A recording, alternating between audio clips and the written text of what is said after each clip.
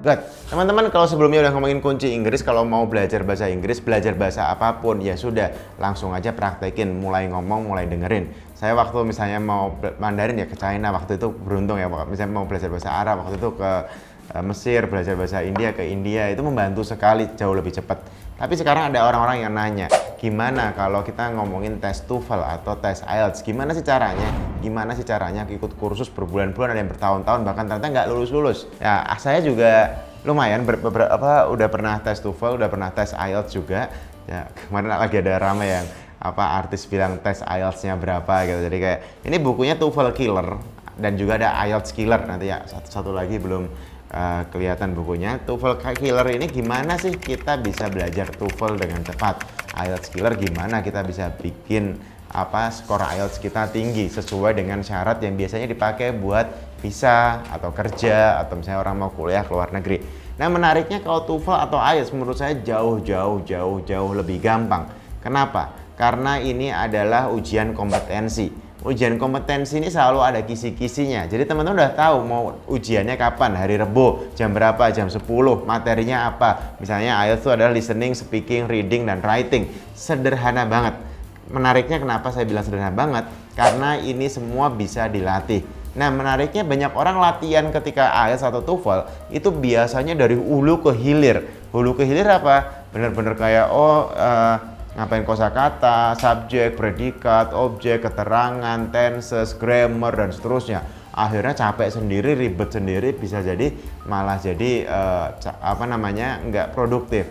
Nah, saya punya tips sederhana. Tips sederhana ini juga bisa pakai buat orang-orang yang mau UN, UMPTN, dan seterusnya. Ketika kita ngomongin ujian kompetensi, goalnya adalah lulus. Yes, banyak orang akan ribut, wah tapi kan itu cuma bisa lulus doang, tapi nanti nggak benar-benar bisa bahasa Inggris. Enggak, ketika lulus menurut saya ya beneran bisa gitu. Kalau nggak beneran bisa nggak akan lulus gitu, kayak sederhana aja. Tapi ketika goalnya lulus, ya kita cari cara cepatnya, cara mudahnya, cara gampangnya dulu agar lulus. Setelah lulus ya memang harus mau nggak mau belajar yang lebih sungguh-sungguh. Nah, menariknya ketika kita ngomongin contoh IELTS, ada speaking, writing, reading, sama listening. Kalau TOEFL kalau nggak salah nggak ada speakingnya kalau nggak salah.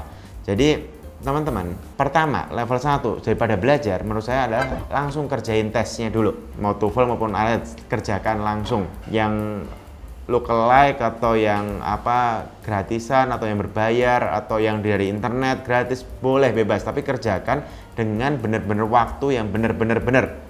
Artinya kalau misalnya 3 jam ya beneran 3 jam gitu, dikerjain beneran sampai akhirnya kalian dapat skor yang beneran. Saran saya kerjakan minimal 2 kali. Jadi misalnya hari ini sekali, besok sekali, 2 kali. Nah, ketika sudah 2 kali ngerjain, kita langsung tahu kita skornya berapa. Itu basic banget. Jadi ketika ternyata TOEFL-ku misalnya 450 atau misalnya IELTS-ku 6 gitu. Sehingga kita tahu goalnya berapa, misalnya goalnya 7 IELTS-nya atau 7,5 atau 8 gitu, terserah. Tapi poinnya adalah ketika kita sudah punya kita di mana, itu satu poin, terus kita udah tahu kita goalnya mau berapa.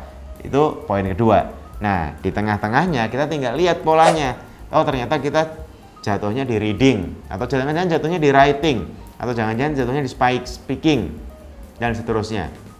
Nah, poin ini yang menurut saya sangat-sangat menarik untuk kita garap, yaitu ketika kita udah tahu dengan 2 skor kita tadi jatuhnya di mana, dan bahkan polanya bisa jadi mirip. Ternyata kita jatuhnya di writing misalnya atau di speaking. Nah, di sini kita tinggal fokuskan di situ. Menariknya apa?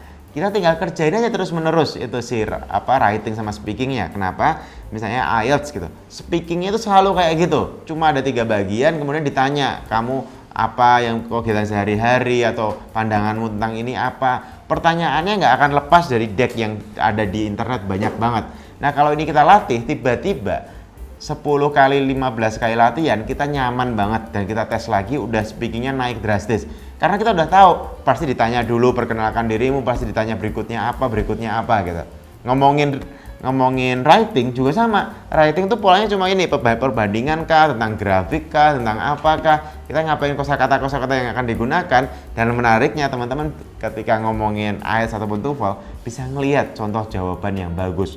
Contoh di IELTS writing, tinggal cek IELTS writing yang bandnya atau skornya 9. atau 8,5. Itu banyak banget di internet, di Google Image aja banyak banget. Kita tahu, oh itu bagus cara jawabnya, oh itu bagus. Bahkan kalian inget-inget aja itu sudah sangat membantu.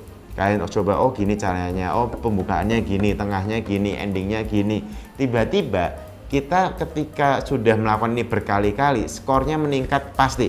Kenapa? Kita udah ngelihat yang terbaik seperti apa. Contoh tadi misalnya speaking, lihat di YouTube cara jawab IELTS yang skornya 9 atau 8,5. Itu kayak tiba-tiba kita, oh gitu cara jawabnya, oh gitu cara jawabnya. Kita ulang-ulang terus-terusan, nanti ketika ditanya kemungkinan besar pertanyaannya nggak akan jauh dari situ.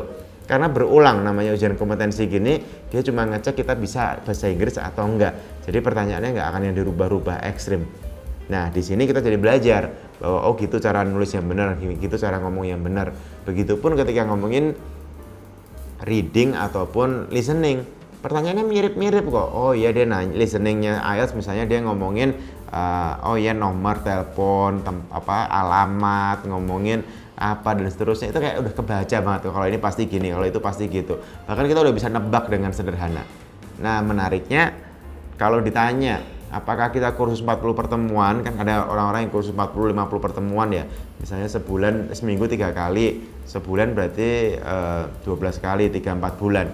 Menurutku daripada itu, saya lebih prefer daripada 30 pertemuan atau 40 pertemuan, mending 30 kali latihan tes. Tapi setiap latihan tahu, oh ini bener ini salah. Jadi kita tahu, kenapa? Karena biasanya orang salahnya di tempat-tempat yang sama terus. Jadi basically kemauan bahasa Inggris kita misalnya IELTS-nya udah 6. Jadi kalau mau 7 itu salahnya di situ terus. TOEFL juga sama, misalnya udah 450. Kalau mau 500 atau 600 salahnya di situ terus gitu. Jadi kayak udah ketebak sih kalau kita ngelakuin tes berulang-ulang dan kita makin terbiasa dengan tes ini, dengan soal-soalnya, ngerjain pun jadi makin gampang.